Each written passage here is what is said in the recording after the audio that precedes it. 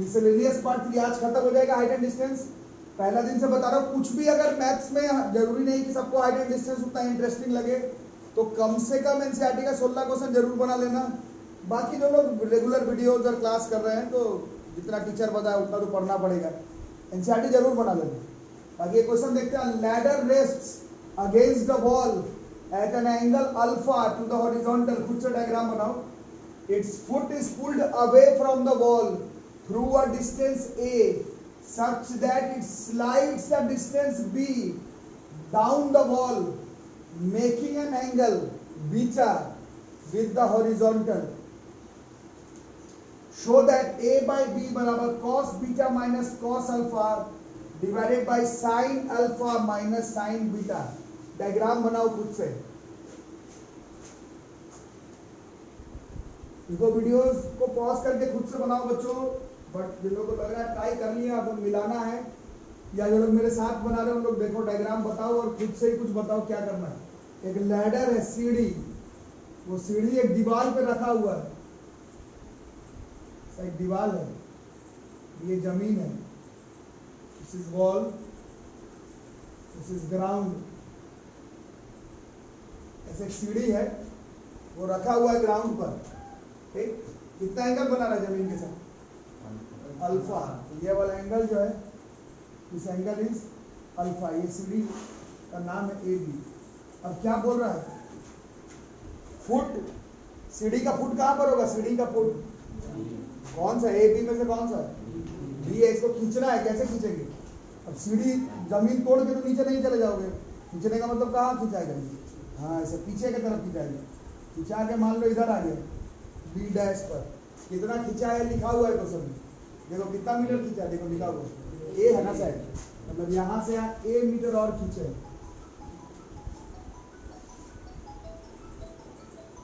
समझ रहे? और जब खींच लिए तो क्या हो गया? ऊपर जितना था उससे नीचे आ जाएगा। वो लिखा हुआ कितना नीचे आ जाएगा?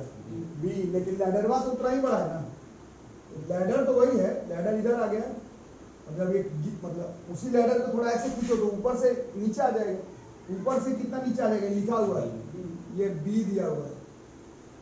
और अब जब ये एंगल बनाता है हॉरिजॉन्टल के साथ, तो यही एंगल हो जा रहा है बीटा। अब आपको शो करना है, show that a by b बराबर cos beta minus cos alpha divided by sine alpha minus sine beta. ये डिवाइड, ये लाना। अरे क्वेश्चन समझ में आया? फिर से बताओ। ठीक है, डायग्राम आना चाहिए। क्वेश्चन हाइट एंड डिस्टेंस में बहुत आसान है, बट डायग्राम ही नहीं बनेगा तो क्वेश्चन कहाँ से बनेगा? ठीक है, अब इसका देखिए, सोचने वाला बात है, जो कि कॉमन आईक्यू का क्वेश्चन है। अब इस क्वेश्चन को बनाने के लिए सिंपल एक बेस लगाने का जरूरत है, एक आईक्यू लगाने का जरूरत पड़ेगा। मैथ से ज्यादा सिंपल कॉमन सेंस लगाने का जरूरत है। ये इसमें क्या बराबर हो जाएगा? अगर आप ध्यान से देखेंगे तो ये ए से बी और ये ए डैश से बी डैश ये सेम हो जाएगा, क्योंकि ये तो वही सीढ़ी ही ना है। सीढ़ी ऐसे 5 मीटर का था, टेढ़ा कर दोगे तो 8 मीटर का थोड़ी हो जाएगा। वो सीढ़ी तो 5 मीटर का था, ऐसे टेढ़ा किया तो भी वो 5 मीटर का रह गया। सीढ़ी का लेंथवा सेम रह जाएगा। इस कॉन्सेप्ट को यूज करेंगे और मेरे ख्याल से इस क्वेश्चन में कुछ नहीं करना है। और थोड़ा सा एक और आईक्यू कहता है कि एलएचएस से आरएचएस इस क्वेश्चन में कभी नहीं आएगा, यहां से यहां कभी नहीं आएगा। आरएचएस से शुरू करेंगे, ट्रिग्नोमेट्रिकल शुरू करेंगे, आंसर लास्ट में ए बाई बी शायद आ जाना चाहिए। ठीक है, करके देख लो। कॉस अल्फा, ठीक है, किस ट्रायंगल में आ रहा? थोड़ा नेमिंग कर लिया जाए। ए डैश बी बी डैश, यहाँ पर सी, यहाँ पर 90 डिग्री। बताओ, आरएचएस से ही शुरू कर देते सीधा। कॉस बीटा बराबर बताओ, कॉस बीटा किस ट्रायंगल में आ सकता है? मैं लिखूंगा नहीं, खुद से बताओ। कॉस बीटा तो इसी ट्रायंगल में आ ही सकता है, ए डैश बी डैश सी पे। कितना होगा कॉस बीटा? कॉस बराबर क्या होता है? Base by hypotenuse. Base by hypotenuse, तो कितना है बेस में? B dash C by base by hypotenuse, तो बोलो a dash B dash minus cos alpha. बोलो बोलो बोलो, बैठे मत रहो। कॉस अल्फा बोलो, बी सी बाय हाइपोटेनस में कौन है? ए बी होगा ना। कॉस अल्फा तो इस ट्रायंगल में। फिर बताओ साइन अल्फा, बताओ sine alpha perpendicular by hypotenuse. अब बताओ परपेंडिकुलर में ए सी बाय हाइपोटेनस में कौन है अपनी? ए बी माइनस, अब आगे फिर perpendicular by hypotenuse A dash C by A dash B dash. ठीक है, सबसे पहले इसमें क्लियर कट लिख दो कि ए बी बोलो चाहे ए डैश बी डैश बोलो, ये आखिर क्या है, ये लैडर का लेंथ है, ये सेम रहेगा। एल लिख देते हैं, एलसीएम उसको निकालने में आसान होगा। ठीक है, अब बताओ बी डैश सी को क्या लिख सकते हैं? बी डैश सी है ना ये, हाँ बी डैश सी को क्या लिखेंगे? नहीं पहले तो सर बी डैश सी ही रहने देते हैं, थोड़ा एलसीएम लेना है। देखो B dash C by L minus B C by L by A C by L minus A dash C by L, तो ये एल एल एल साफ हो जाएगा, LCM L L L L साफ। अब हमारे पास बचा क्या? B dash C minus B C by A C minus A dash सी। अब क्या किया जाए? आंसर आ गया बी डैश सी। बी डैश सी को क्या लिखें? बी डैश सी को ए प्लस बी सी लिख सकते हैं ना, ए में बी सी जोड़ेंगे तो बी डैश सी आ जाएगा, और माइनस ये वाला बी सी। अरे समझ में, अरे बी डैश सी की जगह ए प्लस बी सी लिखे हैं, बी डैश सी की जगह पर ए प्लस बी सी लिखे हैं। बच्चे नहीं हो तुम लोग 2 साल के, डिवाइडेड बाई, फिर ए सी की जगह पर ए सी को ए सी रहने देते हैं, नहीं हाँ ठीक है, ए सी को बी प्लस ए डैश सी और ये माइनस ए डैश। या बताओ कौन कौन कट गया इसमें? बी सी से बी सी कट जाएगा, ए डैश सी से कट जाएगा, कितना आ गया? सब two B A by B, यही लाना था। ठीक है, इसमें यही बस एक इसी स्टेप का इस्तेमाल करना था कि लेंथवा तो बराबर ही रह जाएगा लेडर का, और डायग्राम सही होने पर आंसर आ जाता है। तो ये क्वेश्चन देखो बच्चों, ये थोड़ा सा अलग तरीके का हिसाब किताब है, खुद से ट्राई करो, खुद से ट्राई करो। खुद से जब तक नहीं बनाओगे सीखोगे नहीं एट डिस्टेंस का क्वेश्चन, क्योंकि आज खत्म हो गया ये। अभी तक अगर मेरा देखी के बना रहे हो तो अपना कब बनाओगे फिर, है ना? The angle of elevation of a cliff from a fix point A, यहाँ पर एक फिक्स पॉइंट है ए, यहाँ से एक क्लिफ है। क्लिफ मतलब क्या होता है? पहाड़ी, पहाड़ का चोटी ऐसा करके कुछ। यहाँ से देख रहे हैं, कितने एंगल पर देखें? 45 डिग्री। ये वाला this angle of elevation is, और थोड़ा बड़ा फॉन्ट पे बनाना, दिस इज 45 डिग्री। ठीक है, अब क्या बोल रहा है? अब आगे तुम लोग बोलो ना, जैसे बोलोगे तो कैसे होगा? हाँ, after going up a distance of 600 metre, 600 metre ऊपर की तरफ जाना है, लेकिन ऐसे नहीं जाना है, 30 डिग्री इंक्लिनेशन पर जाना है। ये तो 45 डिग्री पर है, समझ आ रहा है?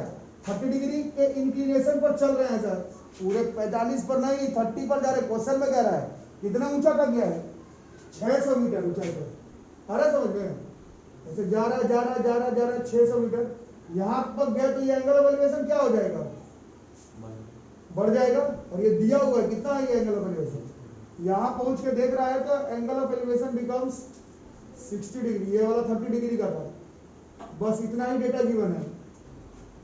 शुरुआत में 45 डिग्री, 600 मीटर गया towards the top of a cliff at an inclination of 30 degree, it is found that angle of inclination becomes 60 degree. इतना ही डेटा है। Find the height of the cliff, इतने डेटा से क्लिफ का ऊंचाई कितना है जमीन से, ये बताना। डायग्राम को हम लोग कंप्लीट कर देते हैं। ए ले लेते हैं, यहाँ पर कुछ बी, इसको नीचे उतार देते हैं ऐसे, ये 90 डिग्री पर इसको कंप्लीट कर देते हैं, इसको कंप्लीट कर देते हैं, यहाँ पर 90 कर देते हैं। ट्रिग्नोमेट्री लगाना है, ए बी सी, यहाँ पर डी, यहाँ पर ई, यहाँ पर एफ, और ये डेटा है 45 डिग्री ऊंचाई पर angle of elevation of a cliff from a fix point is 45 degree. After going up a distance of 600 metre towards the top of a cliff at an inclination of 30 degree, it is found that angle of elevation becomes 60 degree. Find the height of the cliff. ये better बढ़िया question है इस chapter का। Test के लिए better है कि नहीं ये मैं नहीं कह सकता, क्योंकि कभी आया नहीं है, बट हर किताब में अंतिम फिनिशिंग तक किसी क्वेश्चन से आइडेंटिटी डिस्टेंस का दिया हुआ। टेस्ट में शायद ना आए, क्योंकि 10th क्लास लेवल पर it is a big tough question 10th class level पर, बट आपके 10th के हर किताब में मिल जाएगा ये क्वेश्चन। ठीक है, इस क्वेश्चन को लाइन बाय लाइन बनाना पड़ेगा बच्चों। आप लोग अपना कॉपी में भी नोट करते रहो, वीडियो भी देखते रहो और कॉपी में नोट करते रहो। स्टार्ट करेंगे इन ट्राइंगल ABF में से। एक बार और देख लोगे, जो लोग को गड़बड़ हो रहा है, चाहे जो लोग बना सकते हैं अपने से बनाओ। ABF में ABF इस पर लगा है sin 30, sin 30 का वैल्यू 1/2, साइन बराबर का था परपेंडिकुलर में कौन है BF, हाइपोटेनस में 600, यहाँ से BF बराबर 300 मीटर आ जाएगा। ठीक है, और डायग्राम के हिसाब से देखो BF और ED बराबर चल रहा है, तो BF अगर 300 मीटर है तो ED भी 300 मीटर हो जाएगी। फिर इसी ट्रायंगल में cos 30 का हिसाब लगाएंगे। cos 30 होता है √3/2 और cos थीटा बराबर होता है बेस बाय हाइपोटेनस, तो बेस में AF, हाइपोटेनस में 600, इससे क्रॉस मल्टीप्लाई करते हो 300 बाद में कट जाएगा, तो AF बराबर 300 √3 मीटर। यहाँ तक डेटा हाथ में। उसके बाद ये बड़ा वाला ट्रायंगल लेंगे, इन ट्रायंगल ACE, इसमें कितना एंगल लगा रहे हैं देखो, 45 डिग्री था, tan 45 का वैल्यू 1 और tan बराबर क्या था परपेंडिकुलर बाई बेस और 1 था, तो क्रॉस मल्टीप्लाई करेंगे तो AEC बराबर हो जाएगा। इस डेटा को दिमाग में रखेंगे और जितना हाथ पैर चलाना था चला लिया। अब इन ट्रायंगल, यही ऊपर एक ट्रायंगल बच रहा है इसी में है, इन ट्रायंगल BCD में, इसमें लगा है tan 60 का वैल्यू √3 बराबर परपेंडिकुलर, यहां से देख रहे हो तो परपेंडिकुलर में है CD और बेस में है BD, चलेगा। अब CD को तोड़ दिए हैं दो हिस्से में, CD को कैसे लिख सकते हैं, CD को हम लोग लिख सकते हैं CE माइनस ED, तो वही लिख दिए CE माइनस ED, और BD को किसके बराबर लिख सकते हो, FE के बराबर, और FE को क्या लिख सकते हो, ध्यान से देखोगे तो दिखेगा AE minus AF, this is AE minus AF। अब CE और AE बराबर कर चुके हैं पहले, मतलब डायग्राम में भी देख सकते हो, CE और AE ये यहां से बराबर था, CE AE बराबर, तो CE के जगह पर AE सेट कर देंगे, ED के जगह पर 300 निकाला हुआ था यहाँ पर, तो ED के जगह 300 सेट कर दिए, AE के जगह पर AE छोड़ दिए और AF के जगह पर 300 √3 फिर सेटअप कर दिए। उसके बाद केवल क्रॉस मल्टीप्लाई करना है, एक ही वेरिएबल है क्रॉस मल्टीप्लाई करना, तो आपका काम है क्रॉस मल्टीप्लाई जैसे ही करते हो तो तुम्हारा AE का वैल्यू खुद से कर लो, सामने किया हुआ भी है, खुद से कर भी सकते हो। इसके बाद जब करते हो तो रैशनलाइज करने के बाद फाइनल आंसर जो है वो तुम्हारा AE का वैल्यू 300 इंटू √3 + 1 मीटर आएगा। पहले ही AEC बराबर है, तो एक्चुअली में यही C का वैल्यू भी हो जाएगा। ये हाइट एंड डिस्टेंस का बहुत बढ़िया क्वेश्चन में से है, very very important question. Important मतलब जरूरी नहीं है कि परीक्षा पॉइंट ऑफ व्यू पर इंपॉर्टेंट हो, इंपॉर्टेंट है तो थोड़ा अलग तरह का क्वेश्चन है, थोड़ा अलग, इसमें कॉमन सेंस थोड़ा अलग तरीके का लगाना है, सेटअप इसका थोड़ा सा अलग है। ठीक है, ठीक है, इसको फिनिशिंग करते हैं बच्चों इस चैप्टर के साथ। मेरे तरफ से फिनिश, तुम अपने तरफ से बनाते रहना क्वेश्चन को लिख लिया जाए। क्वेश्चन कह रहा है vertical tower stands on a horizontal plane. Vertical tower खुद से भी बना सकते हो, एक वर्टिकल टावर है ऐसा, ये स्टैंड कर रहा है हॉरिजॉन्टल प्लेन पर, यही टावर है, एंड इज सरमाउंटेड बाय, इसके ऊपर झंडा उंडा जिस पे लगाया जाता है, वर्टिकल फ्लैग स्टैप, झंडा जिस पे फहराया जाता है वो लगाया हुआ है, और इसका हाइट दे रहा है, कितना दे रहा है, फ्लैग स्टैप का हाइट कितना दे रहा है, h, सिर्फ फ्लैग स्टैप का हाइट h दे रहा है, क्वेश्चन में कह रहा है, मेरा स्टेटमेंट नहीं है। ठीक है, अब at a point on the plane, ऐसा जमीन पर एक पॉइंट है, the angle of elevation of the bottom of the flag staff, ये फ्लैग स्टैप का बॉटम, फ्लैग स्टैप का बॉटम और top of the flag staff का टॉप, इन दोनों पे एंगल ऑफ एलिवेशन दिया हुआ है अल्फा एंड बीटा रेस्पेक्टिवली, मतलब अल्फा कहां पर है, अल्फा नीचे और बीटा टॉप पर। इतना सवाल है, prove that the height of the tower, tower का हाइट, ये है टावर, इसका हाइट कुछ मेंशन नहीं है, अपने से कैपिटल H ले लेते हैं, यही निकालना है, ये निकालना है, ये फ्लैग स्टैप का हाइट है, स्मॉल h फ्लैग स्टैप का हाइट है और कैपिटल H टावर का हाइट है। हाँ, यहाँ से याद आए कुछ बच्चे जो लोग नए जुड़ रहे हैं ऑफलाइन या ऑनलाइन मोड पर, बोर्ड्स के एग्जामिनेशन में ये लिखना पड़ता है, जैसे मैं ऐसे साइड में लिख दिया वैसे नहीं, थोड़ा लिखना पड़ेगा आपको। Let height of the flag staff be small h, let height of the tower be capital H, ये थोड़ा सा आपको लिखना पड़ेगा। मैं पहले 1-2 वीडियो में बोला था, उसके बाद क्वेश्चंस के फ्लो में बोला नहीं, बट आप लोग ये नहीं कि एक पेज का लिख दिए, वैसा नहीं, थोड़ा सा बस अपना लिख देना हो, क्योंकि चेकर फिर तुम्हारा बार बार क्वेश्चन देख करके चेक नहीं करता है, और तुम जो आंसर बनाए उसी में एच क्या है माना है दिख जाता तो लोग चेक कर देते, तो उस तरह से तुम्हें भी काम करना। ट्यूशन में तो ऐसे शॉर्टकट में बस ऐसे ही लिख दिया हो गया, थोड़ा सा एग्जाम में, बोर्ड्स के एग्जाम में थोड़ा बहुत लिखना पड़ेगा, ठीक है। बाकी ये नहीं मालूम है तो एक्स मान लेते हैं, और शायद इतना ही डेटा में से हमें निकालना है। Prove that the height of the tower is h tan alpha by tan beta minus tan alpha. इसी में आ भी जाना चाहिए, कैसे होगा थोड़ा सा बताओ। इसका नाम ले लेते हैं डी, और कुछ बताओ in triangle A B D में कुछ बताओ, ए बी डी में बताओ यार, ए बी डी में बताओ। tan अल्फा बराबर परपेंडिकुलर में कौन है, h by x, therefore x बराबर कितना हो गया, this is h by tan alpha, this is equation number 1। और इन ट्राइंगल